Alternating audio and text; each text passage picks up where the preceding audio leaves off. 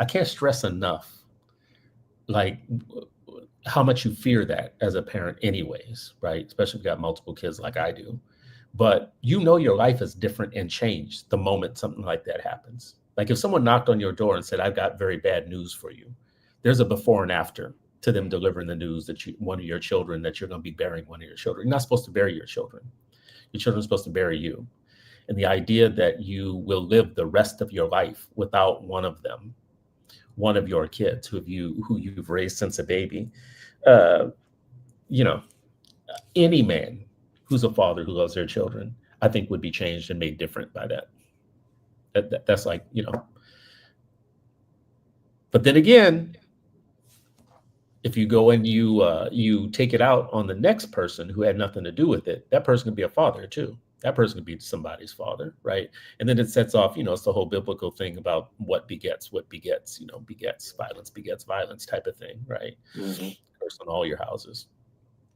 Yeah, I also think I think you're making some really keen points. I think we'd be remiss, look, man, a lot of times for decades, things like this have happened, and Black people have rioted or tried to get justice, didn't get it, tore up their own city. And I remember being a part of some of those and being like, well, instead of messing up where we live, why don't you go mess up where they live? And I think this concept is he wanted it back in blood. He didn't find a random father. He didn't find a random cop. He found that cop that he felt like, had license to murder his child.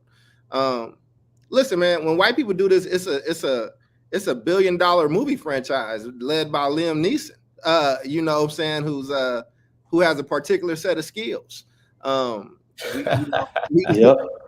And there has to be, I don't know, man. I don't want to say there has to be some sort of recourse when we're talking about a situation like this, because again, somebody went and took some vigilante justice for themselves. And to be fair, he's about to pay the price for it. You know what I'm saying? And I think he is completely fine paying that price. Like there's a gap in his heart now that will never be filled, man. So I just mourn for that man, because it didn't have to happen like that. It didn't have to, that kid didn't have to be dead. And then now another person is dead. And again, I don't know how much of an asshole this person was. I don't know what happened. I don't have all the details, right? I'm listening to some of this based off of you sharing the story. But there's, like you said, Chris, there's somebody in his family like that loved him. Like, this type of racism doesn't just destroy one person or one entity. It's all consuming hate, and it destroys everything. It destroys everything. So I don't want to get preachy. No, you're right. And one thing I want to say, I'm sorry, I didn't mean to cut you off, brother. No, you're good. You're good. No, you're absolutely right, because I think that was a point I wanted to make up too, and I'm glad you brought it up. Hollywood makes movies about this sort of stuff every single year, and people go and get their popcorn and watch every last one of them. And there's a whole history of this stuff going back from the cowboy movies. If we go back to the 50s and Shane, about the drifter, the loner that comes in and sets things right. You know what I mean? Even the last movie I think about this was the one with Jamie Foxx and Gerard Butler, with Law Abiding Citizen. But he came and murked everybody who had everything to do with that. You know what I mean? In devious ways. You know what I mean? So and even Death Wish with the Charles Bronson movies, well, I'm just gonna murk black kids on the subway who trying to rob me and stuff, who didn't have nothing to do with the visual thing. You know what I mean? They made a whole series of Death Wish movies about that. I'm just saying that there's a precedent and there's a sort of narrative that we sell in America about the lone drifter who comes in and takes on the bad guys and makes everything right. I'm not saying that, that is the same as reality, but there's a sort of narrative that's set in American mythology. And there's a very specific individual that looks like who's able to take that sort of advantage. He's the same color as my shirt. Nobody else can be able to do that. You know what I mean? Maybe Machete. That's about it. Especially not nobody black. Man, it's crazy, man. I mean, Chris, I think you were going to some places with it just around, with the soberness that you have of being able to step back, also kind of seeing as a father, how you deal with this, but also being able to see like, but this ain't the way. I mean, what do you say to a man in that moment? You know what I'm saying? That might have had the type of rage that he had. Like, and again, you are the only father here. So I do think just giving you, I can see it's difficult for you to even process this thought. You know what I'm saying? It's a nasty place you even have to go through. So, with all due respect, Just Well, I your think thought. one of you said it already, though. I mean, it is what it is. This has happened before. It's going to happen again. People snap. No, I don't know what else to say about it. You could look for deep meaning in it, but you could actually publish a story like this every day, right? If you're the type of person who watches the police blotters in every city, and if you have that family member that likes to listen to the police blotters for entertainment, you know that this type of stuff is going on all the time. You could pull a story out. You could traumatize yourself with the number of these type Right. of stories that are coming up, every day, and it just is what it is. Sometimes people snap. Now that I keep forgetting the person's name, but like the white dude who choked the guy out on the subway or whatnot, I see why those stories become bigger, because that's a different type of story. But these type of, this is, what? This is our version of lynchings, right? Like back in the day when they were counting the number of lynchings and they were documenting them. I think we stopped documenting. That's what I think happened. I think we just stopped documenting the number of things. And Torn, you might be right. Like, a lot of people have lost more than a son. They've lost an uncle, a cousin, a brother, whatever, a sister, a family member, and it's accumulated over time, right? Let me just go all the way back, since I'm the oldest person here. I'm going to do my old man thing right now, right? This is going to be my old man thing, right? All right, Here's my all right. old man thing. Here we going to do old man. In 1991, I would have been 23 years old. So in 1991, I was 23. When the Rodney King stuff came on TV, I couldn't wait to get home, rush home, so that I could keep up on the news. And back then, news was slow and you had less of it, and there was no social media. So I literally had to wait all day to go home and find out what was going to happen with these cops and and the videos were all over the place. I only bring that up to say there was this idea that was, because it was captured on video, that this is going to change everything. Now, because see, they were able to lie to us before, blah, blah, blah. But now that it's on video and everybody can see it, this is going to change everything. Now, of course, you have cell phones. Who was the dude, I think was the first cell phone one caught? His name was Walter something, I think. And he was running away from the cops. Walter Scott. Yeah, that was in Charleston. Scott. Yeah. That was another situation where we said, they got him on video. This is gonna change a lot of things now, whatever. We kept saying that. We said that with Rodney King, if you were born on the day that happened to Rodney King, you'd be 36 years old right now, right? And still, we're talking about this, and we're not just talking about kids like this, okay? Because this is somebody's son who got. But what I brought up earlier, Tyree Nichols, who they got video of him being beaten to death, and the cops just got off today, right? They not guilty. How could you be not guilty when the video clearly shows you beating a man to death, and not beating him like because he's resisting, beating him like you're in a bar fight, right? And a man's crouching down and he's being beaten and dies. And we're still talking about those stories, and it's all on video. We got all the tape, we got all the video still happening. Yeah, man. I know we got to transition, Torin. I don't know if you got any final thought on this, or we put a button on it. No, man. That was powerful, Chris. Yeah, all I can say is, unless conditions in this country change, unless people get real about some of the material conditions in the history of this sort of violence in America, this is not going to end here. That's all I got to say about it. I don't know where it's going to end, but it ain't going to be good. And the way this country refuses it's just determined to be stiff-necked and refuse to listen. I don't know, but it ain't going to be good. Okay. Yeah, man. So in every show we gotta have a moment, right, where I push back, right? Because that's what because it would be three the easy way if we didn't do that, right? Yeah, true. We don't want it to be three the easy way. Here's my pushback on it, my contrarian hot take moment. Nothing's gonna happen. I just said this shit's been going on for years. There's no revolution is coming. Ain't nobody gonna do no shit. They've had a million opportunities to do some shit before, to start some shit. We were saying in the 80s and in the 90s, the gang members are going to roll out of the hood one day and just take over a suburb or some shit, like what, y'all better stop putting them in those ghettos and blah, blah, blah, whatever. Man, they're not going to do shit. They're going to smoke a bunch of weed. They're going to go to the club this weekend. They're going to trade hip hop videos with each other of women twerking, because you like to talk about twerking all the time, Tor. It's like your favorite thing. and they're gonna die of entertainment. That's what's gonna happen. Their brains are gonna go off. They're gonna die of entertainment. Listen, the days of when Black folks burned down all of Detroit and Watts and all those other cities, I don't know when we would ever see that again, because it didn't happen again after that. Yeah, because they got rid of the leadership. Take that back. Rodney King, they did, that did put people over the top. But that was 36 years ago. We stacking up bodies now. It should have happened. I mean, Oscar Grant happened. But it wasn't. It definitely wasn't as bad as LA. But a lot of shit did burn when Oscar Grant happened in the Bay Area. Yeah, same thing with Mike Brown. The same thing with George Floyd. You know what I mean? They told them cities up. The thing of it is, to your point, Chris, I got detained during that.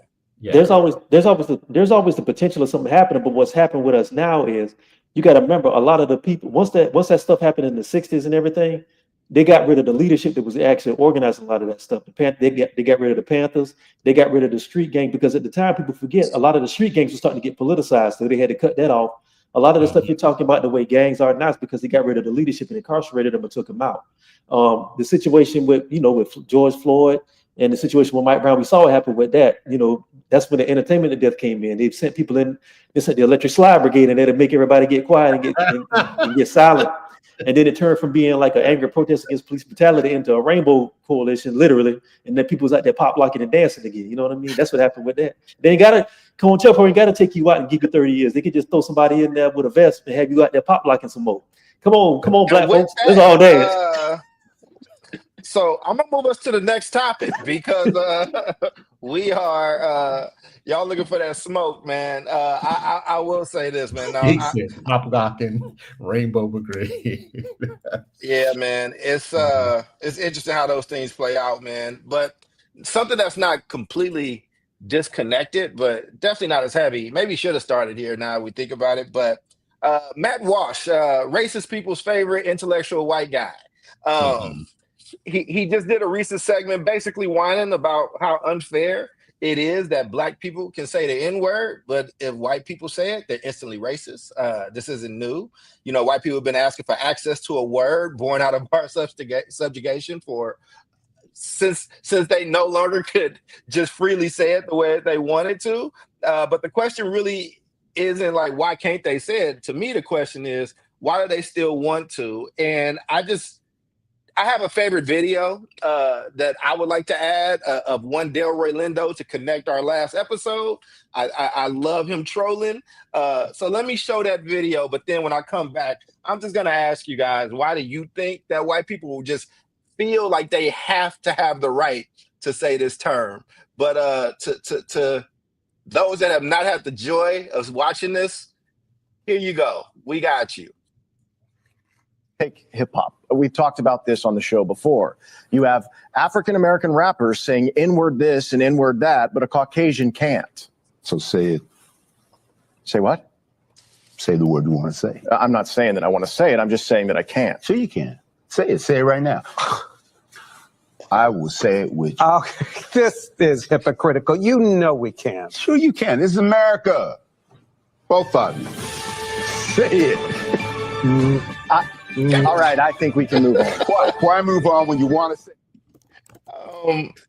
Fellas, has everybody seen that video before? I've seen it before. Yeah, I love how they put the Sandman music on when it gets hot in there. Absolutely, they was like, get him out of there now. But what are your thoughts though around just white people just constantly feeling they've been wronged because they can't say this term? I have a lot of different thoughts, but let me open it up to y'all before I go into a soliloquy. You was eating something, Chris. I'll go to you first, Torrin. Really what it is, man, and we all know what it is. White supremacists are people who feel like they have the right to do anything. Look, we know the hardest thing in the world for a white person to do and to deal with is to be told that they can't do something. And then when you factor in that you got Black people who are setting boundaries about what they want as far as respect and disrespect, that drives them nuts. So that's really what it is. A lot of these people, they long for the old plantation days where they could call you boy, or you can call you the N-word with no impunity and everything. And now that they feel like that's taken away from them, they want to bring it back. And it's just that's really what it all comes down to. It's about trying to feel like you're losing some sort of control. You want to be able to control and manipulate the emotions of Black people, and also you want to feel like you just want to be able to do things with impunity. That's really what white supremacy is. You are a white man, you are a white woman.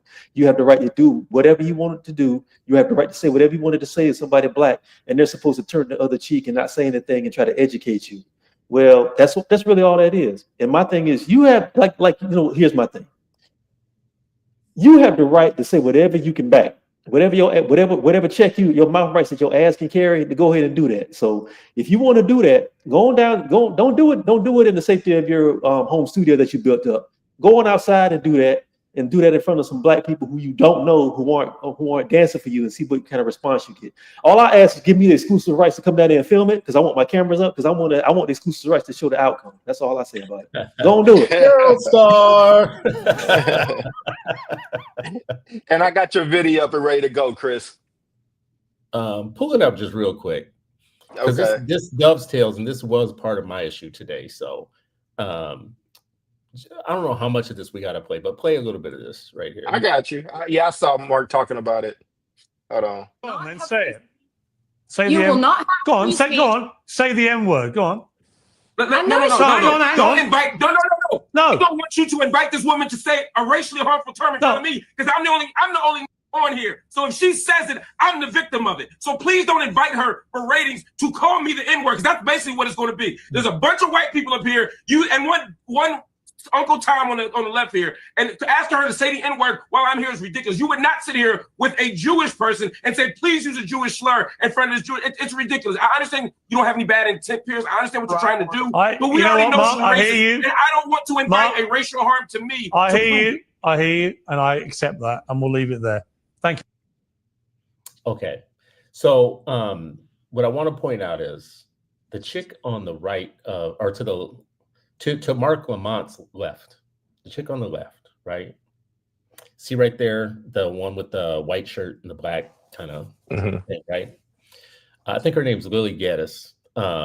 So Lily Geddes used to be what was called a trad wife influencer on YouTube, and she used to do these like cooking type things, and this has become a new thing for white guys, the trad wife. So it's actually kind of their version of softcore, porn. Basically, is to watch women pretend to be a traditional wife and whatever, and they cook and they talk. And in one of her episodes, she's just talking as she's cooking, and she said, "Listen, we don't care about your men. The only, I have a few friends that do this and blah blah, and it's broke ass niggas. Yeah, it's only because they're dating broke ass niggas or whatnot, right?" And she just said it kind of, you could tell it was partially planned, but she tried to make it look like, I don't care, I just say this. And she was working for Black people. She got fired. She was all of a sudden she went viral on that one video. And what she put out the next day was, thank you. She put out a tweet that said, "Thank you very much for launching my career in conservative media." And she was expecting to become famous right after that, right? Does she have a black baby daddy or something like that? I feel like a bunch of stuff happened. Because what happened was the white supremacists from 4chan looked her up and started finding out. Like, you ain't about this life. You gripped it on us too. They started saying that she was Jewish, for one. And that blew up. And then they said she had a mixed baby or whatnot. But anyway, she went on and on and on down this path. What you didn't see in this clip is what she says before all of this is that she's tired of white people being discriminated against. She's sick of white people not having any solidarity and standing together and saying the things that they want to say and fighting for real free speech. And Pierce said, "Well, do you say that word?" And she says, "Yes, I do. All the time." Yeah. And he said, "Wait, what? You're admitting you use it all the time?" She's like, "Yes, I do, when it's appropriate." And he said, "Well, when would it be appropriate?" And she said, "Whenever I decide." And he said, "Oh, so you're a despicable racist then?" And she said, "Sure."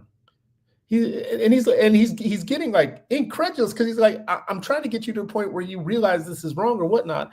And she just kept smiling and smugly saying these talking points because you know who she's talking to. It's the Elon Roman salute. They know who they're talking to directly. And he is making her famous. You know why she's on this show right now? She's on this show to talk about the woman in Minnesota who was just filmed on a playground calling a 5-year-old a nigger. And she got caught on tape.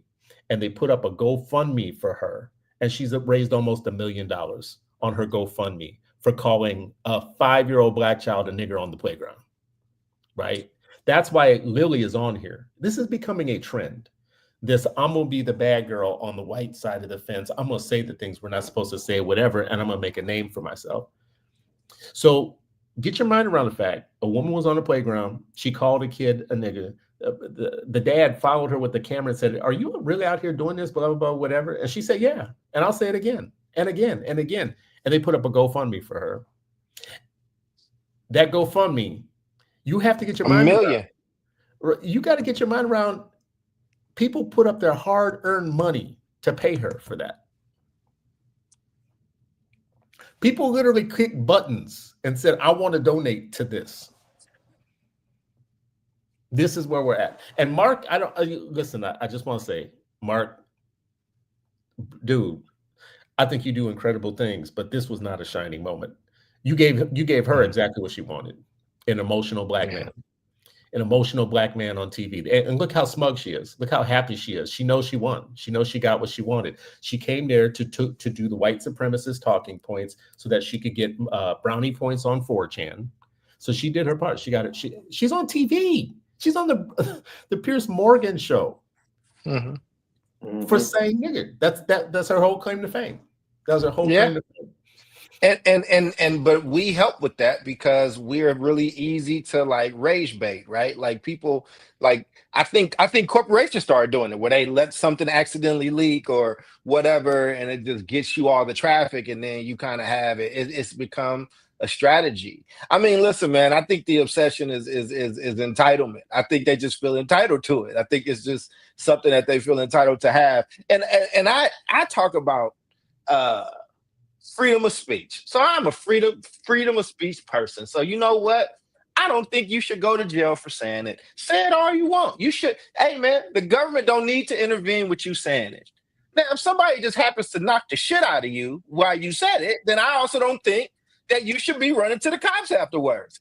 Those are called freedom of consequences. It's exactly. So listen, I believe in freedom of speech. I'm like, look, if I have a take, I don't think I should be going to jail for it if I'm not going to hurt anybody, whatever the case is. But if you have white people, this is Charles talking to you now.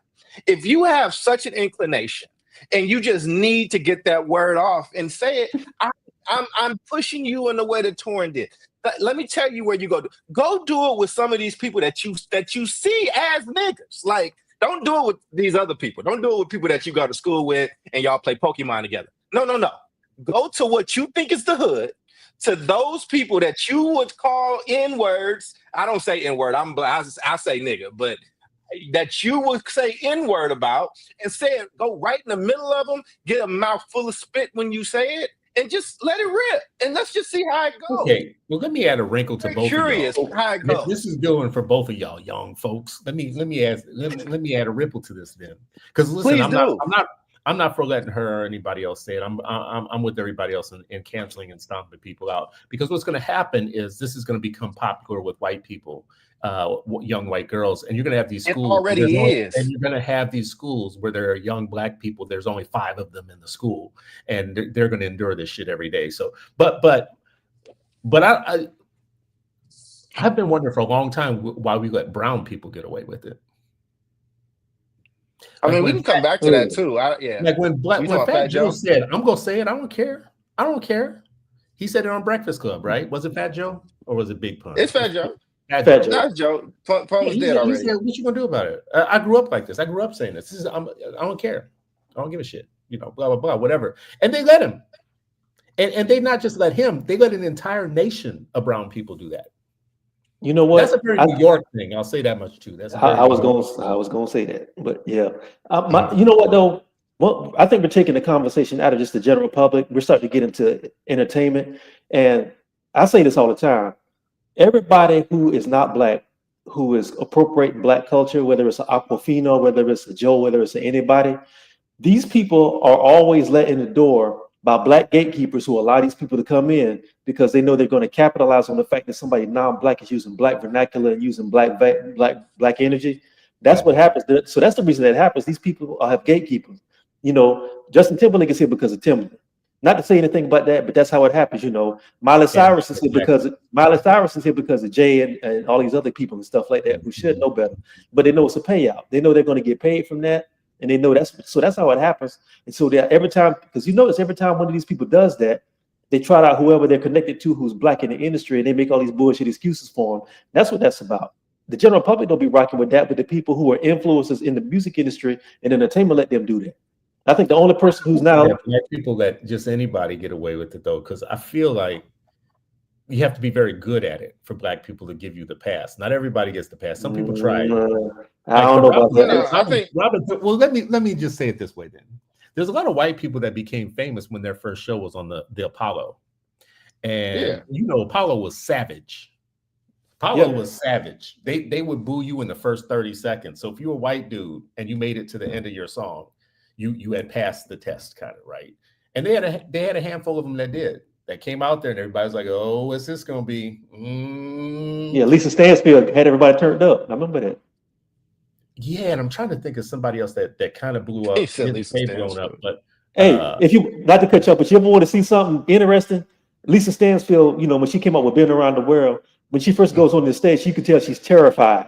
And then that beat drops, and she starts getting everybody. She starts feeling herself, starts doing the Running Man and all kind of stuff. It was funny, but anyway. Yeah, but I mean, but that phenomenon. That's the Larry Bird effect, though, right? Like we like seeing people that's not from a group dominate that group. So same thing with Tiger Woods in golf, right? It's like, or the Venus and Serena. It's like we're not here. So it's like, yo, like this is like Larry Bird is Larry Bird, like Joker. You're saying it now. I think, you know, and like when you get a Tina Marie who sings like a Tina Marie and also has a real like appreciation, right? Tina Marie has always respected this culture, and you know what I'm saying, has always gave that love, right? Or you know, or even somebody like Dolly Parton, who doesn't do that thing, but has always shown this love. So, or like Whitney Houston, you can have my biggest hit that's very personal. Or Beyonce, you want to be here? I'll give you my privilege to like to support you. So I think that's a little different. I think that this fascination thing, though, is this. It's these people that's not in that solidarity, don't really like black people, don't really want to be around them, think very lowly of them and of us, and are like obsessed with their right to say this term. Like that's a whole this phenomenon is just different. Like you're foaming at the mouth, and if you're foaming at the mouth like that, I think that's even different than Fat Joe, who is immersed in the culture, in a gang culture, in the street culture, where he has been saying it, like you said, it's very New York, it's very much a thing, you know, and then his back was against the wall and motherfuckers. But again, there's also black people that like have ran into him in the streets, right? Like, but for whatever reason, Fat Joe is one of them in the streets. All right, he has a record. No, it's not just him, Charles. Like he has a whole culture of brown people saying that same shit. What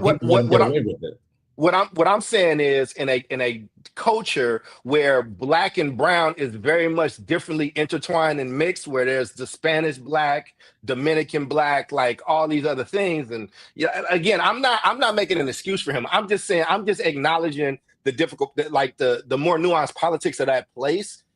It still feels, I'm not saying it's right for Fat Joe, but it definitely feels different than that white girl saying it as like a show of a thing, not entrenched in a culture, which is very, very different. Because again, I knew some Asian cats when I lived in Oakland that said it, but guess what? Them motherfuckers was crazy. Like they were crazy. Like they were the crazy two Asian kids that hung out with number black kids. But just larger thing. That's my alarm going off. I don't want to take up too much time. And I know, Torrin, you got to run. So whenever Chris can carry it on. But I was just wanted to finish my point on that. And I was just going to say like this obsession, like I'm even less than the actual word and the people.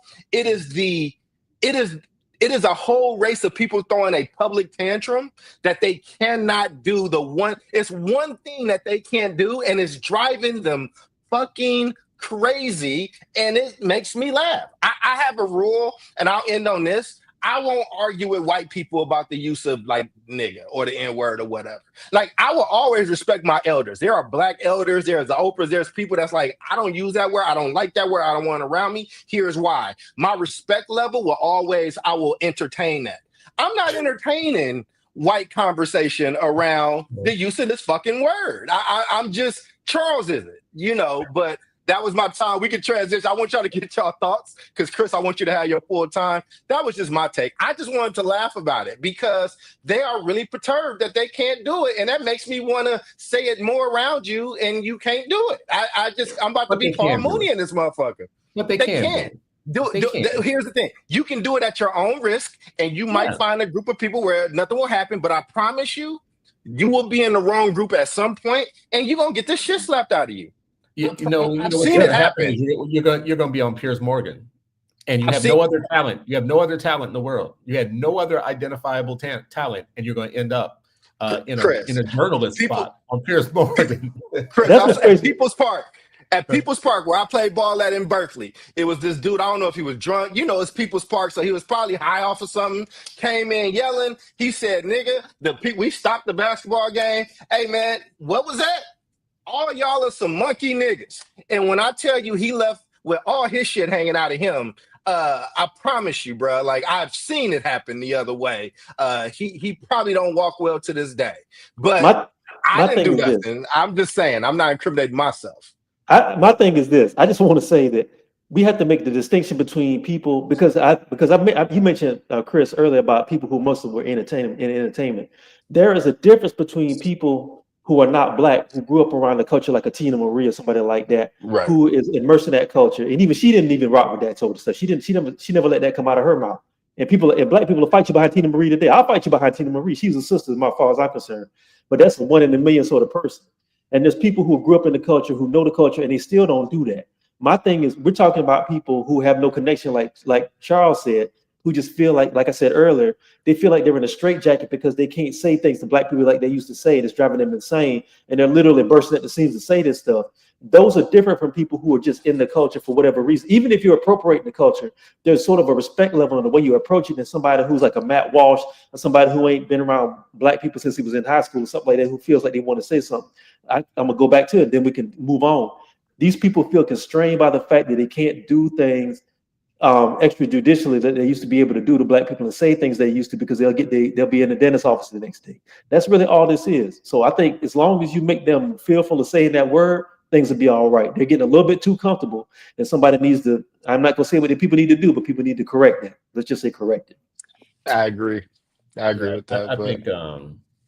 I think when you make something taboo, you create a market for it, an underground market. So this is like she's doing the Larry Flynt thing. Larry Flynt came along and said, they are mocking you. Playboy is mocking you. They are not showing you legs open. He said they are mocking you. He's like, they are mocking you. Why is that taboo? Why is that taboo? Why can't we film that? Blah, blah, blah, blah, blah. That was what made Larry Flynt. Larry Flynt, he found a taboo. Are you talking about Larry Flynt, First Amendment was a hustler, penthouse, whatever it was. You know what I'm saying? Part of the reason rappers get to say whatever they want to now because of him and Luke together. Listen, he was the original free speech person that pushed back on taboos. Oh, this is supposed to be taboo? Well, I'm going to print it then.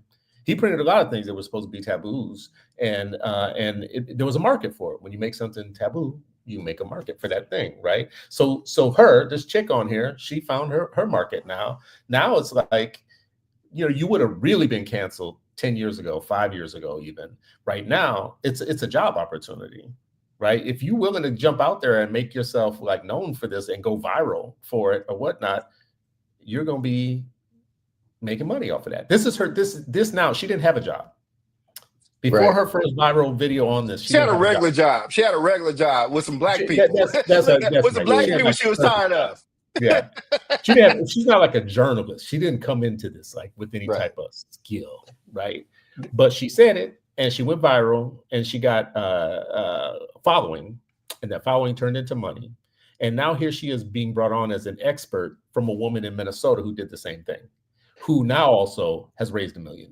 I think GoFundMe shut it down, but became famous for saying the word and then got a bunch of money.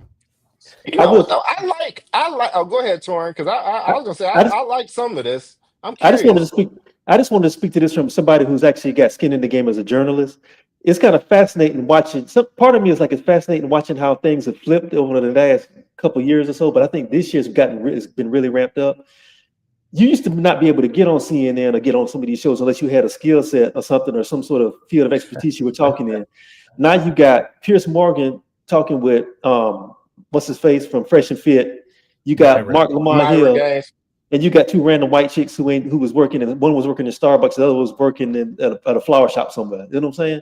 But these people are able to get on just because of doing that stuff. It just speaks to the influence of influencers that is starting to bleed over from influencer culture into like actual hard news. And it's kind of fascinating. It's like, but damn, what I got to do? I got to go out here and go slapping white people like but I got to make a video be slapping white people like Bernie Mac at head of state to get on what I got to do. Well, Pierce is off network TV though. He's not. He's Roland Martin. He's Jon Stewart in it. Outside of like he's independent media now. He's doing his own thing. He just put his money up, and it's still got a good look. But he's not backed by CNN or BBC. Like he left. I think he left both of those, right? Like or they left him. Whichever way that goes. Yeah, I just wanted to make sure, like, I get what you're saying. I just didn't want us to get you mainstream. He's doing the Jerry Springer model. That's his model now. This is the updated version of it. So, updated version of the Jerry Springer model. And I ain't mean to cut either one of y'all off. So I want you to finish your thought, Torrin. But he is a chaos agent. Like, they feel like this on the you think he's right wing? They feel like this on the right.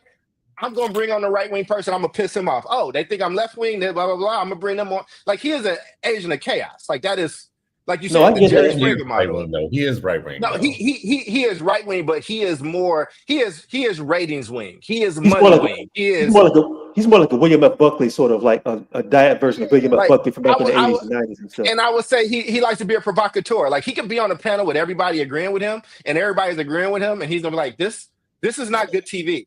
Like, I'm going to take a completely opposite turn around this thing. The only time that he really cared, where it was something that he really, really cared about, was Meghan Markle because she curved him. That's the only thing he ever cared about was when he started covering her because she didn't want to date him. That's what that was. I'm just saying it's just wild. I'm just saying it's just wild how things are shifting. But you're right though. He is doing his own thing now. But even with people who are doing their own thing, because there are journalists who are still doing independent stuff and they're still keeping that level of journalism. It's kind of wild seeing how like what to be honest with you, and Chris said it earlier, who really surprised me was watching Mark Lamont Hill flip out like that. I never seen him do a snap like that over something like that, and I didn't expect that. And it's kind of wild seeing it because this is what happens when you get somebody. And I know this is going to sound a little bit classist, even though I hate classism. Ironically, it's kind of wild. You got a when you get an educated cat around people that's stupid. Is that what I mean? That's no, not even that. It's like you got Mark Lamont Hill, and then you got the dude from Fresh and Fit who's known for yelling at people, and then you just go. It's like, let's say let me put it like this: I'm gonna make a TV show. My first guests are gonna be Cornel West. Then I'm gonna get Hillary Clinton. Then I'm gonna stand outside and grab whatever random bum I see off the street and put him on in the chair next, and we gonna all talk. That's what we got right now. It's just wild seeing that. That's all I'm gonna say. You know what? I will say this though. On that, I'm gonna get you drunk. I'm gonna get you lick it up first, and I'm gonna have you come sitting in between, and we gonna let it roll. Yeah. But that's what people want. You know why? Because newspapers have died. That's why. Like, I mean, we can have a larger media conversation, but go ahead, Chris. Because y'all two are more media than I am, so I should yield this ground to y'all. Well, I mean, Mark Lamont Hill is Dr. Mark Absolutely. Lamont Hill.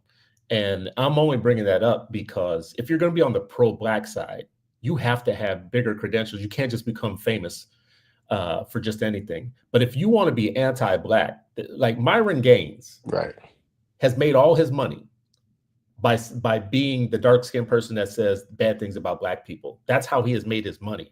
That's how Candace Owens has made their money. If they tried to do that exact same thing on the other side of the fence, they go broke. Right? You have to get on a show like this and be on this panel. You're not pulling up some bum off the street to do the pro-black part of this, right? But everybody else on this panel have no credentials, none whatsoever, except for they're anti-black. They spread anti-black messaging. Here's the thing. True, I agree. But here's ironically, which one of them wilded out the worst? Well, I mean, listen, he's in the middle of a whole bunch of fools. That listen, who wrote the book? I think he did. I think the other white lady was on. The other white lady was actually on his side. She was basically saying y'all are crazy.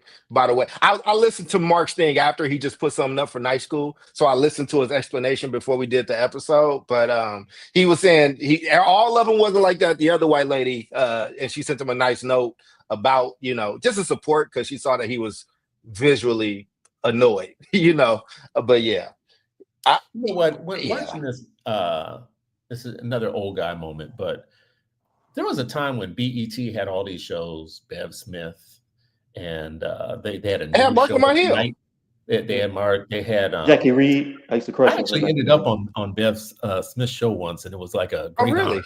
It was, yes, it Oh, was an really? honor. It was like, oh my God, I cannot believe that I'm on, because I spent years watching it. But selling that to Viacom, I don't think was a business deal. It was a cultural loss, because there was so much culture setting on BET. You know, from the entertainment side all the way to the news side. And this is what we're left with now. We're left with Mark Lamont Hill yelling on some white dude's independent network that's making millions, but we don't have one. The closest thing we have is the Grill. You know, Do we still You know, have it's that? kind I don't think we have that at all. it I doesn't think that it left doesn't us a hit like while it ago. used to. I think A it's black Brian. He still owns it, right? yeah, Byron Allen, yeah. Byron Allen. But you know yeah. what? But we don't really have. I was done when they write articles saying that black men are the white people of black No, people. that was the I was Root. kind of That was done. the root. Oh, that was the root. I'm sorry. Yeah. Yeah, Got you. Not Root got Griot. sold Got you. too. They got We'll sold. talk about it. We'll talk about it on another show. But me and Dude got into it one time, but that's a whole nother conversation. But you know, for real, black real estate, black media real estate is really, really in dire straits right now. And it's kind of ironic you mentioned BET. And I don't want to harp on this too long because I know we got to move on. But I always say all the time, it's like when BET had cheaper sets, they had better quality content.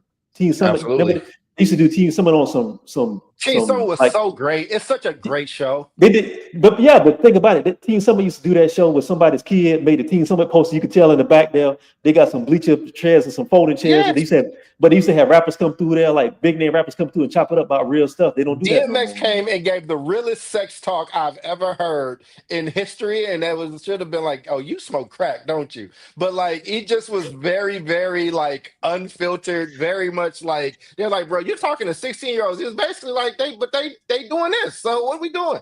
But I remember the one with BT. I remember the one when Eazy-E was on there and Jada Pinkett was trying to come at him about his lyrics and stuff. And when Eazy-E was on there sitting behind us, stuff that was funny. But anyway, yeah, man. Anyway, you just made us remember some shit, Chris. Go ahead and do your thing, man. You should remember it because it was the golden age of black media, and you had Emerge, the '90s Emerge. I don't know if y'all read Emerge, but like, there's stories that I read in it I still remember today. I could almost remember all of the story. Kimba Woods. Story from the 90s.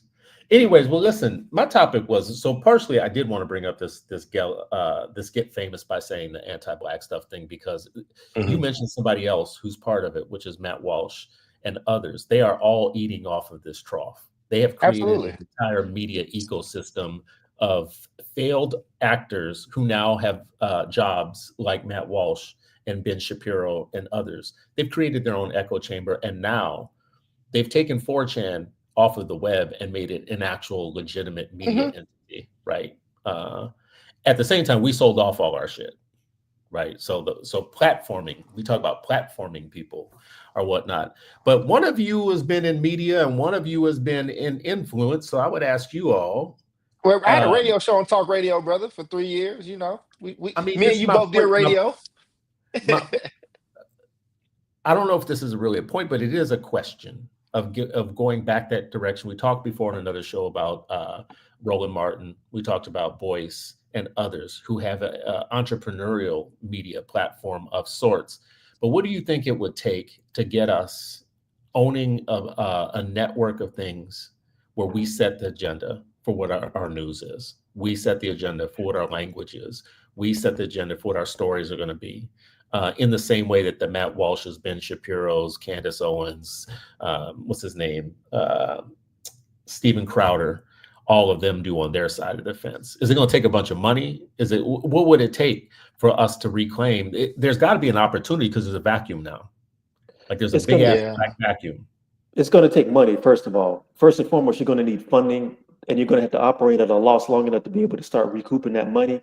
But really what it's going to take as much as money, it's going to take vision and somebody who can see the long game instead of like the short term. A lot of times what we do when it comes to black media, pretty much 98% of our content is entertainment or it's drama and stuff like that.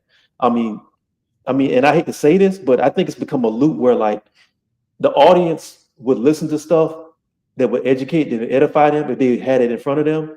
But they're so used to seeing the wild out shit that audience is pretty much drying up. They won't know it until you put it in front of them. But nobody will fund putting it in front of them. You know, we can go back to Sinners. Nobody would have probably funded something like this maybe 10 or 12 years ago because everything was all either action movies or it was all just crazy wild stuff. The stuff that was making drama, making money was the Tyler Perry stuff, and much respect to Tyler Perry.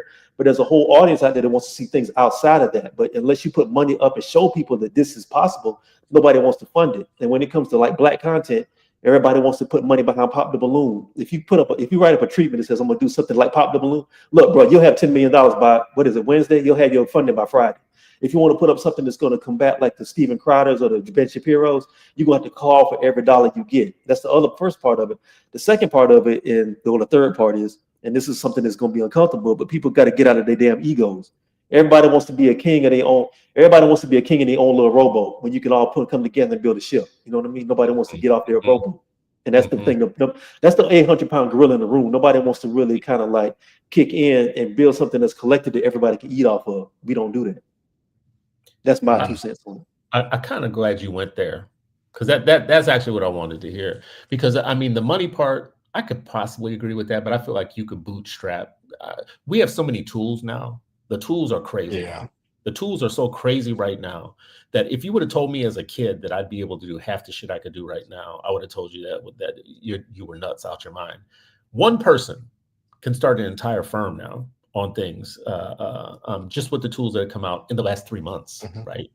So in terms of having radio shows and radio stations and programming or whatever, right, easier now than ever. I mean, you said the word, Torrin, like vision. It just the tools are there, right? To bootstrap it, right? I mean, this is how record companies started. You know, hip hop record labels, you know, back in the day used to bootstrap it until they got, well, you know, assumed or consumed or whatever, I don't know what you call it, but acquired. But your point about the ego thing, I think is the real rub, because everybody has to own their own plot of land and they're not looking at collectivism, right? Yeah, which I understand, because look, man, we know the state of like resources in the black community. Although even having said that, we still are able to find money for the things we want to find money for, but that's another conversation. But I understand that because look, man, I run my own thing. I do my own stuff. You know, I have my branding company and stuff like that. And I understand that everybody has to take care of themselves first. But I think at some point, we have to start thinking so much about we have to stop thinking so much about the individual, not completely erasing that because you got to put a roof over your head like everybody else does. But if you see an opportunity for people to have different personalities and be able to do stuff like we're doing here, you know what I mean? There's an opportunity there. And there's people who have the resource to do that, but they're so caught up in their own thing and they're so caught up in their own ego and they won't get out of their, well, I won't say when they won't get out of their own way. Let me say it like this. There's a lot of people who love the sound of their own voice and they don't want to hear anybody else talk.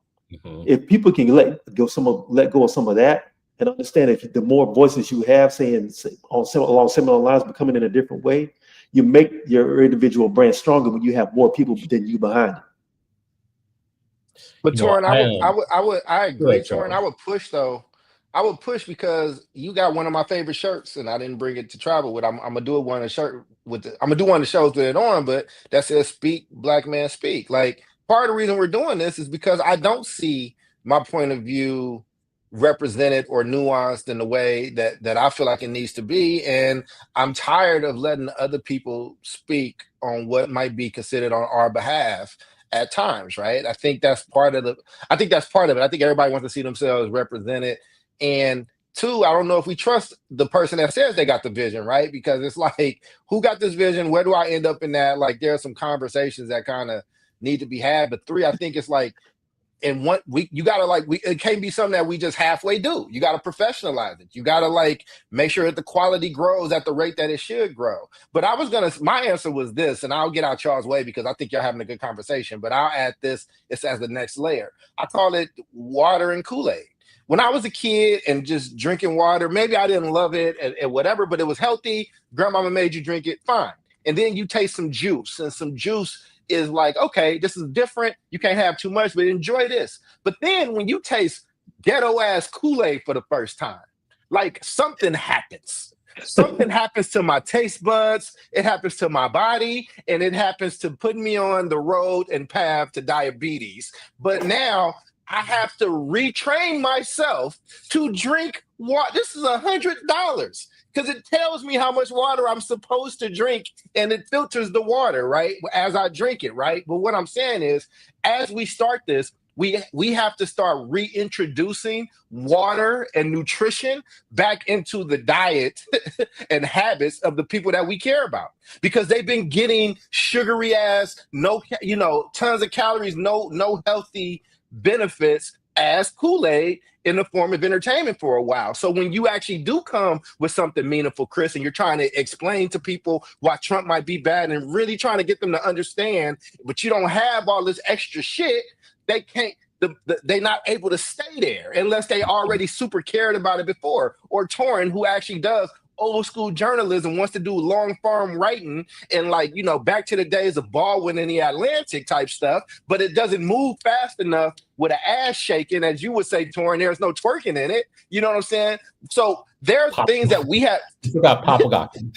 I'm just saying, right? And again, I want to get out y'all's way, but I think it's an important point to make is that part of this is going to be remapping people's taste buds, and you got to be able to consume the water, you got to be able to consume the vitamins, and this can't be Kool-Aid. They just been getting Kool-Aid from people that look like us, and it's hard to then switch them back hard. Yeah, I feel like our creative class is gone. I feel like our creative people are gone, and they've been bought out. And I feel like, when I see Vlad doing what Vlad does, when I see Rick Rubin getting these big platforms, like he's the masterclass of everything, out of everybody in hip hop who could have. Can I ask you to never put Rick Rubin and that guy in the same, Vlad in the same? I'm just saying, they're such different animals. I feel you though, but what? One helped create Def Jam, bro. One helped create Def Jam. Helped create Def Jam and has and all the names that you don't know that don't have this platform that he has and hasn't read the book that everybody is reading right now from him that shows that he's so creative, where he tells you in the book he didn't really even do shit. He doesn't play an instrument. He doesn't know a single chord or none of this shit, right? But all the people that did know those things, those are the creative people. That's the creative class. And that's where all the Black art came from. That's where all the Black messaging came from. That's where Black words came from. That's where Black aesthetic came from. And all that was once owned by Black people. So they own the creative process. And if you were on the outside, you had to wait for it to come out to get it, until you bought your way in. And now you have hip hop channels on Instagram that aren't even owned by Black people and nobody knows it. Right? We got one of them that's very popular. What's the one that's owned by a first gen? You talking about not rap, Daily Loud. Yeah, Daily Loud is owned by white people. Those are two white guys. Yeah. And what about Shade Room? What was the thing with them? There was something with them where those are some Nigerians or something like that. I think the African dude. Yeah, he's not from America. Yeah, it was a Nigerian woman started it, but she did a partnership with another guy from Africa, something like that. So it's not even, So other people have infiltrated the pipeline of our creativity and have set up shop in different parts of it. And what you do now is you try and make something so you can sell it to Viacom, like we did with BET. So you are no longer the producers of the culture. You are now sharecropping on somebody else's kind of plantation as kind of creative workers. So the whole thing about creating jazz, creating soul, creating R&B, creating funk, creating George Clinton, creating hip hop, creating gangster rap, creating all those things. Those things, you couldn't get those things unless you went to the Chitlin circuit and had to spend some time there and form some relationships the way that people have to do when they want to buy hair from China. If you wanted the good R&B or the good hip hop or the undiscovered talents or whatnot, you had to go to China in the same way. You had to go to Black World Chitlin circuit in the same way that you have to go to China now to buy the hair, right? And at some point, they just worked their way all the way up into the leader table, and then now they get to decide which creatives get to sit at the table. They're like record labels that have entire rooms of producers doing nothing but doing chop shop type of beats. Not for themselves, though. Not for themselves. Yeah. For the product. But here's the thing. But you know what? This whole conversation goes all the way back to Motown. Because if you remember the story around Motown, I read Barry Gordy's book, To Be Loved. when I was in my first year of college, and he talks about this. People were fighting him. He took him 10 years to sell. When he finally made the decision to sell Motown, he thought about that. That deal was in the works with different companies for like 10 years. And he says in the book that he was trying to create like a private equity firm, a private equity fund to buy it out. And he couldn't do it because he wanted to keep it. He understood the legacy of Motown in the Black community in Black America, but he couldn't find Black people to come together, put money enough to do it. I think what happens is Black people have this idealistic, even after everything we've been through, we have this idealistic idea about our cultural legacy, what we should own, but a lot of it doesn't match up with the practical realities of what it takes to really own our shit. We have these ideas that things are supposed to just be given to us without realizing you're dealing with business people and you're dealing with something that is intellectual property that has value, but a lot of times we don't see the value in that. And again, like I said, again, we find money for the shit we want to find money for. For some reason, we don't think that our own cultural content is valuable enough for us to invest in and build a legacy in, and that's an issue with us. We could talk about how that came to be and how a lot of our stuff has been devalued by other people. But we live in 2025, but we don't understand the value of intellectual property and our cultural content. Now we yell about it all the time on TV, on the internet. How come we don't invest in the stuff that we say we believe in? That's an us issue. Because to be honest with you, a lot of it is bullshit. Because look at how many people went out and invested in centers, right? Because it was considered to be a quality product from a creative mind, like it was a real creative product. It wasn't some bullshit. So what we also have is a lot of people that like to start up a business and call themselves a business and then put Black owned in front of the business, especially to buy from them. It's not necessarily the business that it should be, right? But then you have the Ryan Coogers of the world who put out something where, yeah, we do invest in that. We do show up. Now, I showed up a week late. Y'all did it on the first weekend, right? Like I was a little late to the game. I didn't do it on the first weekend. Like, I showed up 3 times, but that's another thing. I saw it twice. I saw it twice. I'm right to see it again. Between the 3 of us, what's that? That's 6 times? 6 times. Yeah. 6 investments. Yeah. But here's the thing. But I'm glad you brought up Ryan because there's a lesson in there for the creative. Ryan's first movie didn't do none of that at all. Fruitvale Station wasn't selling like that at all because it wasn't about the bottom line. It was about telling this story and telling this story only the way an Oakland boy could tell the story of Oscar Grant. And then people saw that talent, and then he showed up again, and he kept showing up, and then he got his big opportunity with Black Panther, and he didn't fumble it.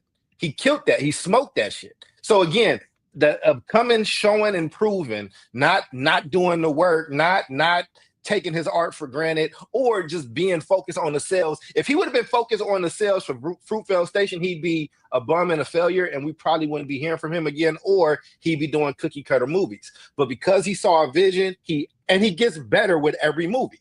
When you hear him break down and talk about his craft, you can tell that he is somebody that spends ample time doing it. And I'm saying, if we start a news show, it's like, okay, we should look different a year from now than from when we started, right? Like if Black people, when you are good in an art, you can't just stay there and expect people to stay there with you. If you love these people the way you want them to love you, then you would continue to grow for them. You would continue to become excellent in your position. But I think bringing up Ryan was a really, really good and happy accident, Chris, because that man showed, like, over time, and he's still trying to get better, right? Like, this is the fastest movie he's ever done.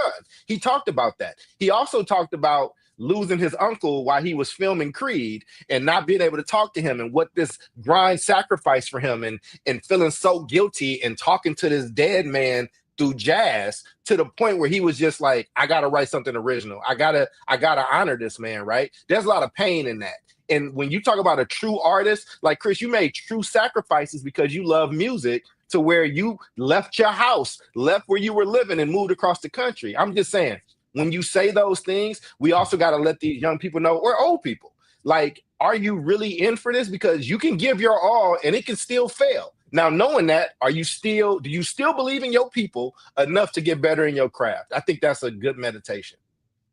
I'm glad you said that, though, because I think that the young people are getting, I think their creativity is showing.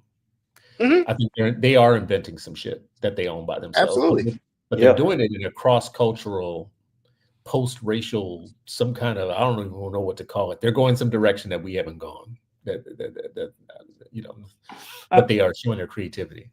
Yeah, and I think to your point, Chris, I think you're absolutely right. Because when you said the creators are dying out, I think the establishment creators and the way we see creators is dying out. But there's kids. Look here, brother. There's kids who are 8 and 9 years old on TikTok making videos. It could be movies if they had the funding to doing this stuff. There's people who have like series on Facebook and stuff like that that are better than some of the stuff that the CBS is making out. You know what I mean? There's talent out there, but then, like you said, you know, these things and some of these jokes and some of these things that used to be connected in the Black community, you had to know people or they had to be in your city to know about it. This stuff is going out through technology to the whole world. And the people who are seeing this stuff, just like we're seeing it, the people who are able to capitalize on it and steal it and copy it are seeing it too. And they have access and they have infrastructure to be able to do that. And that's, I think, the danger. You know what I mean? That's what the dilemma is. How do you make people pay for things that they will get for free and then take and copy and co-op? I don't know. Yeah, Chris, I'm hijacking your topic, Chris. My bad. I just wanted to show this panel some love because I think all three of us are very creative people, and I want to make sure, like Torrin, I think what you do with spaces and your writing, like even where the money shows up or not, like you still do it consistently, and you can't tend to get better. Chris, you've had radio shows, you've done blogs. There's a book that my friend Chris is just fucking sitting on. He not gonna write it, y'all. Black Kids of the New Cotton. No, it's open. It's open on my computer right now as you speak. I just want you to know that. Can I produce it? Can you send me the manuscript? I will get it published. I will edit it. I will get it. I will self-publish that thing for you on Amazon, brother. Like, and I think for me, I might not be creative as you are in the same sense, but I think the type of research that I elect to do or the way that I built my secondary business and like have molded something that allows me to do work that's focusing on us as Black people, put money in other Black people's pockets, and also like build around. Like, I think that's creative in a different way. I think we got these things. I don't think it's an age thing at this point. I do think though, these are things that we're doing with no money attached. These are things that we've done for free over and over again. And I think that that's what we got to kind of got to look at, man. And we got about 15 minutes left before we lose Torrin. Chris, I didn't mean to hijack your piece, but I think as Black men, we have been conditioned to not talk about ourselves, to not talk about the work that we have, to not promote it in a certain type of way. And I just wanted to call out, I think both you brothers are extremely creative, and that's why we're doing this. But I get the point is not lost on me, Chris. I just wanted to say that. I mean, I guess I'm only bringing this up because I believe it's very important for us to own our culture again, and the only way we're going to do it is by creative people getting over what Torrin said earlier, which is egos and individualism. We don't do collectives and collectivism things like we should as much, because a lot of best art came out of groups of people. The Langston Hugheses of the world and whatnot, they came out of groups, and they used to sharpen each other as part of their groups, and one would go one direction, another direction, whatever, very sharply, right? James Baldwin wasn't James Baldwin by himself, right? Like you know, there was Paris, and there was a whole other group of Black people in Paris, and they would smoke cigarettes, argue, and create shit. They layered on top of layer on each other, and that created an entire culture that no one could steal. There still hasn't been anybody who can steal Baldwin, right? You just can't do it. I'm sorry. You could try it, but it was too specific. Coast get close. Coast has gotten the closest, but yes. Well, no. I should change what I said. I mean, no one outside of us has done the colonization. Oh, I got what you're saying. Okay. Yeah. Like we haven't produced like a white Baldwin, right? Like I like Seth Godin, but he ain't Baldwin. And Tim Wise ain't Baldwin, you know, like he sure the hell ain't. No. He's more like Jane Elliott. But my only point in that is I wonder how we get back at some point to having a conversation around the incredibly dangerous individualism poison pill that we took at some point that we still haven't gotten over, because collectivism, honestly, is the thing that is the secret weapon. It is the thing that will, like, collectives, period, collectives of schools, collectives of banks, reopening fraternals, artist collectives and co-ops, whatever. food co-ops. Like people are part of these CSAs, you know, where they spend money like on a subscription and the farm food just comes to the thing and they go pick it up. But there's black farmers that, you know, somebody should be setting up the collectivism around all these things, right? Am I just talking pie in the sky? Is this No, like one of those No, things no, that- no. I don't think we got 2 minutes up. I was gonna let Torrin go first because I know his time's a No, little no, more no. limited. I don't think- also. I don't think you're talking pie in the sky. I just think that some of the things you talk about have to be tempered with the realities that we live in 2025. And also the fact that, you know, as you said, there was a lot of people who were in these same areas. You mentioned the Harlem Renaissance. A lot of the Harlem Renaissance, as we know, it wouldn't have even existed without a brother named Alan Locke, who actually funded and published a lot of these brothers with the New Negro. There was a magazine that came out actually in 2025 called The New Negro, where some of these people like Claude McKay and like Langston Hughes and I'm blanking on the name, but that's a shame because she's from my home state. You know what I'm talking about? The sister, Zora Neale Hurston. A lot of them got published in that. You have to have people on both sides of it. You have to have people who are not concerned, and this is another thing. You have to have people who are not so concerned with being in front of the camera, who know how to make things work and make things run on time, to have that happen as well. And that infrastructure has to be built up as well too, because we built up a whole culture of influencers who know how to get in front of the camera, but we haven't built up a whole consortium of editors who know how to edit books. We don't have as many people who know how to edit content and know how to put it out on the schedule and stuff like that. It can be done. It's just that people have to know their role and fall into their roles to be able to make that work. And I think there's a lot of that too. Everybody wants to be all in the videos, dancing and stuff. That's part of the issue as well. The one thing Suge said that was right. Suge was crazy as hell, but that's one thing he wasn't relying about on that. You know what I mean? I got to say that. Well, Suge wasn't just crazy though. Suge also built a very, very like competent, important business. He just had some other shit get in the way, but you know, it wasn't. You know, there was a lot that was going on there. I think. I don't know that you know, dangling people over a balcony is actually building a business. I mean, there's a place called Las Vegas. There's a place called. I mean, listen, bro. Most white people bootlegging. Bootlegging. Like if we want to talk about criminal enterprise, that only one color of people gets to legitimize like criminal enterprise to that degree. Everybody loves the rap.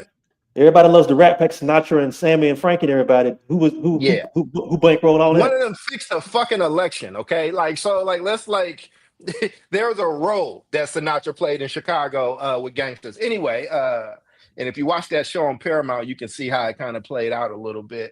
But I agree with the sentiment, Chris. I just disagree. I don't know if I don't disagree is not the right word. I'm just troubled by it because I don't like having to do everything by myself. But sometimes you're the only one who sees your vision. I've tried to wait on people for different things in my life, and it just never comes. And I think God protects children and babies. Children and fools. And I also think he helps those that help themselves. And I try to always help myself because I can try, right? When I got a little bit of paper or my little thing torn, first thing I did, hey, we talked about working. Hey, bro, let's actually work. Give me your vision. I didn't impede on your artistic vision. I'm like, let's just do it and see where it goes. You know, Chris has always looked out for me in different ways. And when I can, I try to look out for him. Like we have that consortium, but I also just think that like, how do you take that to the next level? And this is the other thing. You need motherfuckers to be like creative and not creative. You need them to also be professional. You need them to hit their deadlines. You need them to like I've put up bread for things where I'm trying to give everybody that I know and care about love. And I've had situations where not one of them hit a fucking deadline. So it's like if we gonna build the news station, then that means that we gotta build the news station. We have to do those things. Yeah. And I think that also we tend to expect hookups from our people a little too much, man. Like if I really fool with you, if I fool with you and Torrin, I fool with you and y'all got a restaurant, it don't help y'all if I come in and say, hook me up with a meal. Like I need to come in and like actually spend money and bring people and we actually spend money. Like, and again, a barter system to support those in need is very different than what I'm talking about. We're saying like you deserve, and on the other thing, Wallow got in trouble for this. Mark Lamont Hill got mad at Wallow. Not mad, they broke from Philly, but Wallow was talking to these black business owners and was like, it ain't enough for you just to be a black business. You got to be good. And Mark Lamont Hill got on them, but that's fucking true. It's true. Like I don't want to have. If something messes up, I don't want people to be able to be like, it's a black-owned business, huh? And be right. I don't want that. And again, I'm not trying to play in the stereotypes. I ain't trying to do none of that. But again, I believe, and I'm not doing it because I do believe we can be excellent. I do believe we can be professional. I'm not buying into that. I work with young people, and one of them will be late, and they'll say, I'm operating on CP time. Don't ever say that shit in front of me, because that's not a trait that we share, bro. And I'm black as fuck. But me being late to things that I'm supposed to be on time for, that's not a black trait, bro. That's a you trait. It's okay. But like we talk down on ourselves like that. Time is white supremacy. I just want you to know that. Listen, I've heard that. We did a show on that, bro. Yeah. Like I've heard somebody. time is a white. You know what though? There's a whole strain of quote unquote black studies that's coming out now where everything is white supremacy. You know what I mean? Getting up and running is white And supremacy. that's just cheating. You know, It's not not being right now, not being 200 pounds and 4'8" is white supremacy. You know, if you don't like that, you're being a white supremacist. If you like paying your bills, that's white supremacy. You know what I mean? If you don't like this particular type of person, if you don't like this type of person, if you don't let this person get in your bed, then it's white supremacy. Man, look, shut the hell up. I'm just tired of hearing it, man. I'm tired of hearing it. I don't know how many African cultures where being emaciated, skinny was ever the thing, though. I will say that much. You know, that feels very much like a Nordic thing. Nah, man, that's got something to do with famine and UNICEF. That ain't got nothing to do with being black and nothing like that, man. That's about what people's body types are. That's a different beast. I'm talking about. I don't want to jump onto that subject, but I'm just saying. I am overweight. People find I am overweight. It is not white supremacy for you to tell me that I'm overweight. I know that I'm overweight. I know my BMI is not where it should be. I'm not playing these games. Charles, who created the BMI? Yeah, I don't care. I don't care. Like just because my people didn't create it don't mean right. And listen, I get it. Listen, man, and everybody say that. Like, I'm so happy for Lizzo. That woman struggled and worked. I am so happy. And you know what? As soon as she lost that, remember all that talking? And I was like, y'all need to leave her alone, because I do think that it was mean spirited and stuff like that. But as soon as she lost that weight and held a ceremony where she burnt all that shit and said that old fat bitch is dead. Oh, hold on a second. I thought she was like, yeah, that's the love that I had because that was the situation I was in, but I didn't want that shit. Listen, man, I'm saying this as a heavy person. I want to be here, bro. I lost all of my grandparents. None of my grandparents are alive. Half of them had diabetes. Like, I wish Ozempic was a thing back then. Listen, I'm not trying to veer us off in those places. We just got to stop. There's a real white supremacy out there. But when you bastardize it and you make everything that, like, go back to a story we heard as a kid, like The Boy Who Cried Wolf, Chicken Little. When you keep screaming some shit, like when people misuse racism, some shit is racist and some shit ain't. But if everything is the same level of racist as the last thing, then when something really racist happens, motherfuckers can't tell the difference, and they don't care no more. Sleeping in bed till 11 o'clock is not self-care. You are lazy. Get your ass up out the bed. That's not anything to do with that. Total white supremacy, which you just said there. But anyways, let me ask you this: do you think that white supremacy can make people who weren't fat before fat? I know where you're going with this. I know what you're going. I think food sold in the United States can make anybody fat. I need you to look at the people of Fiji. That's what I need you to do. I need you to look at the people of Fiji who had a very lean diet and were were the kind of example of what strength looks like until the colonies came. And there was for everybody who don't know what Chris is talking about, a couple of years ago, there was a very prominent black scholar who said that Donald Trump made her fat. Donald Trump came to her house and hog-tied her and made us sit in the sizzler for 8 days.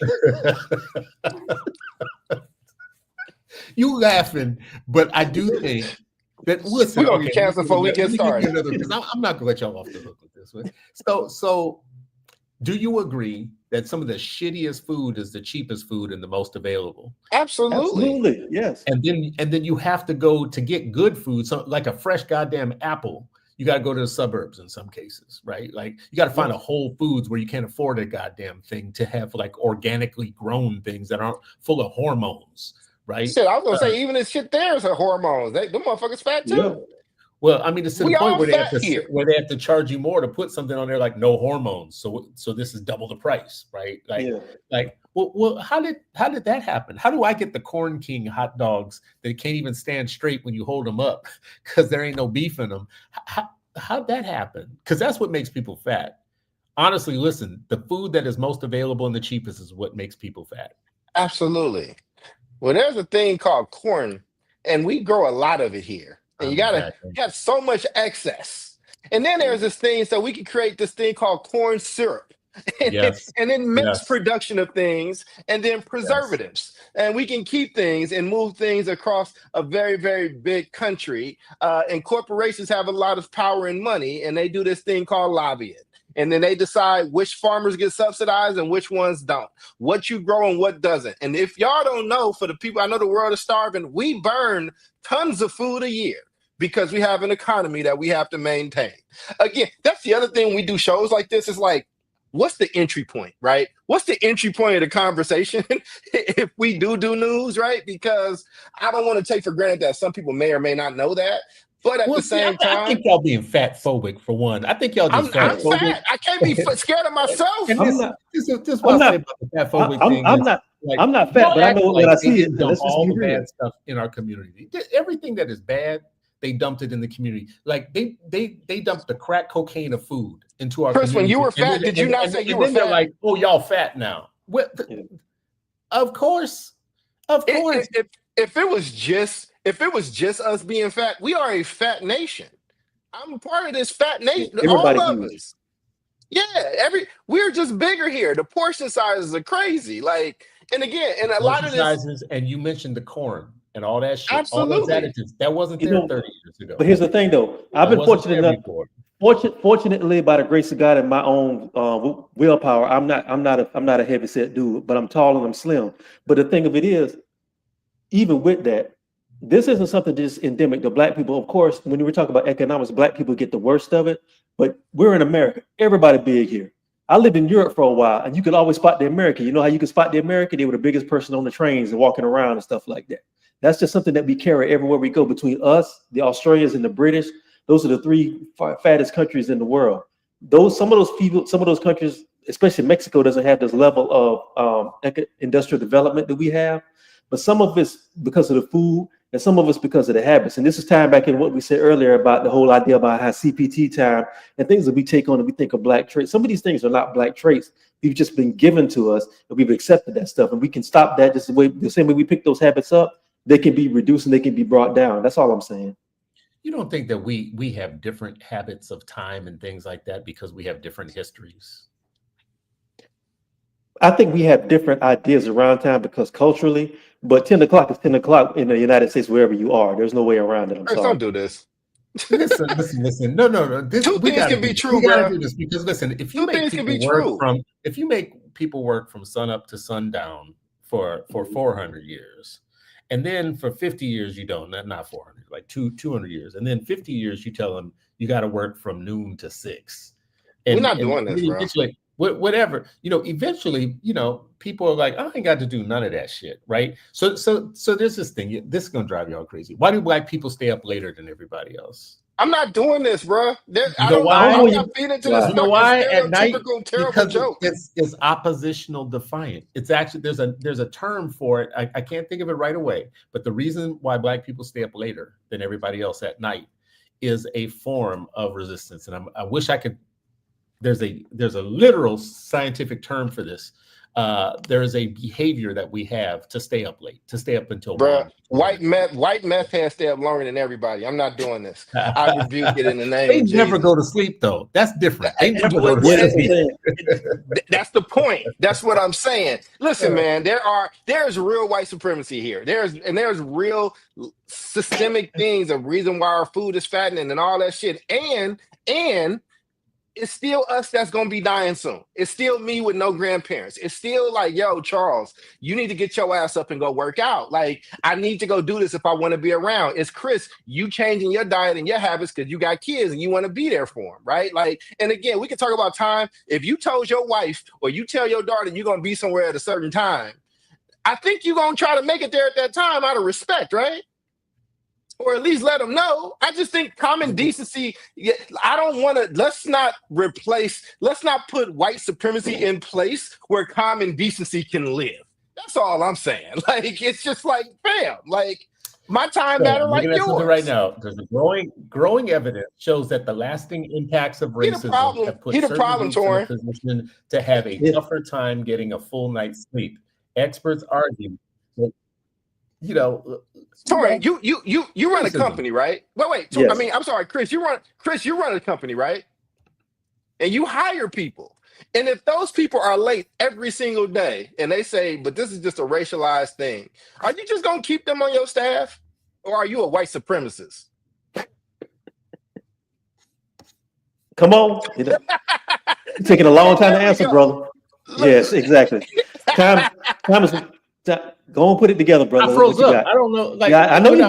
You didn't freeze. We watched you the whole time. You was moving and thinking. Yeah, brother. Your brain. I can see them. I can see the ribs working, brother. But what you said didn't come through. What did you say?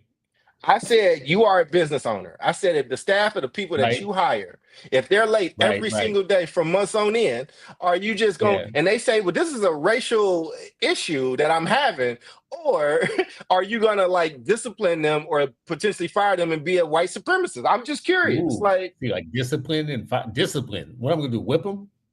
No. See, this you dancing around the question, this is why. And this is why, like, like, where's our news station? Where's our vision? At some point, it's real talk though, man. At some point, we all three of us here. Thank you very much. All three of us here. Very much. Yeah, all right. If you like living inside, you know what time it is. But here's the thing. Tell the mortgage. End this damn show, man. Tell the mortgage company. Tell the mortgage company that money in time is a white supremacist. Absolutely, right. Tell them it's a construct. Your ass is gonna be homeless. What I'm saying is this. It is a construct. It is. But what I'm saying is this. All I gotta say is that's real as hell. We know we're laboring under a system of white supremacy. We're aware of that. We know the things that we have to face, and we know the things that have been put on our backs as Black people. We understand that. But even with all that, there are certain things that we can do for ourselves to try to give ourselves at least a running start, or at least give ourselves some form of competitive edge. And I feel like being mindful of time, and also from a respect point of view, being mindful of other people's time is something we can take care of, and we can be honor that. If you have health issues and you know the history of health issues in the Black community, especially when it comes to weight and it comes to diabetes and stuff like this, if you want to be 60 years old and still have your foot, then it's a behooving on you to be able to start changing some things in your diet so you can start maybe being here for your people and being here for your loved ones and stuff like that, or even being here for yourself. There's just certain things that you know inherently that you need to do. And what we do, and let's be honest, we all Black here, what we do, I'll put it off. I'll do it. I'm going to do it one day. One day don't never get here. And then one day shows up and you were talking to St. Peter. Like, why you ain't do it that day you said you was going to do it? We all got to go, but I'm just saying, what kind of way you want to do? And I will say this much: you have to. This is the problem when people make these type of arguments. This is the problem with the argument is, then you have to answer the question why. And is it a deficiency? Is it genetic? Is it biological? What is the? Because now you're saying that this is characteristic of Black people to not do something that other people do or whatever. I don't know. So you got to trace that down. Then what's the origin of that? Where did it come from? How did that start? Why is it happening? Is it biological? Is it genetic? Is it nature? Is it nurture? What is it? This shit. Work with the time to find out why they're late and then change the time. These people are not serious. I'm sorry. It's just, I can't. I'm sorry, Chris. Okay, wait. Let me say this. Because I know you. I know you as a boss. No. This is what I'm gonna say to you as I know you as a successful business owner. Just hold on 1 second. Like, to prove that it's a construct, at my age, I still cannot tell military time. So when people put stuff into military time, you might as well be converting into the metric system. Because at my age, I still can't do the metric system. Subtract 12, bro. That's it. Boom. You're done. What? Say it again. 12. Just subtract 12, bro. Yeah. Or just add when you go from 12, just add an hour to the regular 12. Like right now it's 10:38. That's 22:38. You know what I mean? Just add a digit to every hour after 12. That's simple. But I grew up in a military family. So I know someone says to you 2200. I'm Yeah. gonna I'm look gonna at say, it oh, like that's they have 10 three o'clock. heads. I'm gonna I'm look gonna at it say like they it's got three 10 heads. p.m. And It's Lord, very don't start simple. with the metric system stuff, right? When somebody says, you know, this is such and such a kilometers. But you're in America. Like America is not the metric system. So I mean, and they tried Most that in of the the 80s. constructs, They right? tried that in the 80s. We didn't get it, so we stayed where we were. But that's Yeah, no. but But Chris, Those are work. constructs. Listen, bro. Work with the time to find out why they was late. Change the time. I caught a plane here. I caught a plane from Chicago to San Francisco. I can't show up an hour late and say this is a concept. You know what's gonna happen? Your ass is gonna be stuck, and you're not gonna get on your plane, man. Like Bro, I'm that's saying not right even now, we have to that's have not this even true. discussion. That's not even true. And that's though, 'cause what you know logic. what? I fly Delta. Time is definitely a construct to Delta. It really is. No. Here's It really no, is. check it out. Here's what I'm gonna get you right now. Look here. Y'all know where I live at, right? Right. ATL. Okay. Let's say it's 10:39. Let's say you got a flight at 11 o'clock. Yeah. You go to Hartsfield at 10 o'clock and think you're gonna If get on you that want flight at to. 11 o'clock. Play with it and see Yeah. what happens. You better get there 3 Right. hours ahead of time, and you're gonna sit and you're gonna wait because you get there. And You get how there. many You got to times take was that 2 plane trains supposed to- inside how the many times damn was it supposed place. to take Bro, off at no, 10:30? let And it me didn't just take off until let me 11:30. no. How many times did that happen? That's irrelevant though. If you playing with Hartsfield, if you It's a brother, construct no, to the yeah. airlines. Yes, but it's a contract you got to follow because listen, if you try to get somewhere flying out of Hartsfield, you got to drive or catch the train to get there. You get on the train, you get off at the airport, then you get off at the airport, then you got to get to the gate, then you Why got to are we get playing another these games train, with Chris? then you got to get Listen, another man. train to get to the gate. That's about a good 3 hour hump, brother. I'm Bruh, saying that. Chris done been to Hartsfield a ton of times like me. We've been there together. Listen, man, the three of us met up in Atlanta. Chris, you own a home. You are a father. You are a husband. You are a business owner. If you got a contractor working on your house and he gives you an estimate and a time when it's just supposed to be due and it's a month over, you just gonna be like, well, time's a construct. But these M's, this money is continuing to calculate. Listen, white supremacy is a real thing, but this is stupid. You know, my kids definitely think it's a construct. And you know what? No, I hate to say this, but see how our folks do. We done spent damn near 30 minutes talking about why we can't be on time. That's why we ain't got shit. This is it. Like it could have been done. About this. See what I'm saying? We didn't say why we can't. We just said that it's a white supremacist concept. I don't give it. No, I'm sorry. I'm not giving this to white supremacy. Get your ass up out the bed. I'm not either. Trying to go do something. White people don't get to just. It's 9 o'clock. Get up. Right. Get up. It's 9 o'clock. Speaking of which, I've been terrible at managing time. I need y'all to say goodbye. Give your quick thoughts. Torrin, give us your final thoughts so you can get up out of here, and then I'll go and we'll leave it to Chris. No. It's been an excellent conversation. We talked about some heavy subjects. We talked about some things that need to be changed. We've also had a little bit of fun, and that's what you get on Three the Hard Way. So I just want to thank everybody for coming through to listen. Enjoy us chopping it up and everything. We will be here on time next Wednesday to be able to have this conversation. 9 o'clock. Well, no white supremacy constructs will take over next week. I will say this: I enjoyed the topics as well. The topic I wanted to say I didn't get a chance to say in a moment. I like. Show me more white people that's begging to say nigga, please. And the reason why, it's almost like for these people I hear y'all where you ever had a homie who really liked a girl and you just needed him to see the girl with another man, or she need to tell him flat to his face, I don't fuck with you. That's why I like these white people begging to say N-word videos. Like, because you need these people to show you and tell you they do not rock with you. They don't like you. They want to have dominion over you. So, more power to it. And to the white people, I mean it. If you want to say it that bad, I need you to go into the biggest hood with the most ghettoest people that you think from what you think they are, and just say it and have at it. You should tape it when you do it too. Send it straight to me. No, I will just tape support you. Don't just tape it. I got a full camera rig set up. Call me. I will meet you in any city you want to be and I will line it up and lights and everything else. I just want exclusive rights. Your freedom of speech. Charles and Torrance support your freedom of speech. I'm gonna throw it to Chris, but freedom of speech forever, baby. Let me see you do it because I want to believe you. Call me because I want to shoot it. I want the rights to it. Consequences. You get the freedom of consequences with the freedom of speech. They go together like peanut butter and jelly, right? It's called physics. Like, you say that, you get slapped. See, one thing happens. That's just how it goes, right? All right. Well, listen, I appreciate this conversation too. Unlike these two brothers, I do believe that racism exists, and believe. Oh that my God! Oh my God! And I the Ku Klux Klan invented the clock.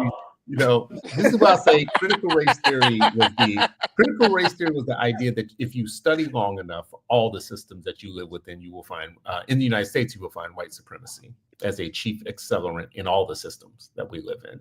And that's the systems of banking, commerce, schooling, education, law, all of them. In every area of life activity, you will find it. Now, people get fatigued. They get tired of it because it's in everything. It's in everything. That's why they get tired of it, because it literally is in everything. It does govern every system in the United States, right? And the first 3 or 4 issues we talked about tonight are about people in systems that are completely corrupted by white supremacy and racism, because there's people who believe that it's like a flaw that we could fix in the United States. I think Derek Bell and others were saying that it's a feature. It's not a flaw. It like literally is. Stop trying to think that you're going to stamp it out. It literally is in the system, right? It's like trying to take pee out of the water. You can't do it, right? Like once it's in there, right? That's the way. That's why I see it when it comes down to things like, oh yeah, why is your diet the way that it is? How did that food get there? Why do you have the patterns that you have? Where did you grow up? How did you grow up there? Why did you grow up there? How come everybody who grows up there has a certain set of things that nobody else has anywhere else? All those questions come back with the same answer.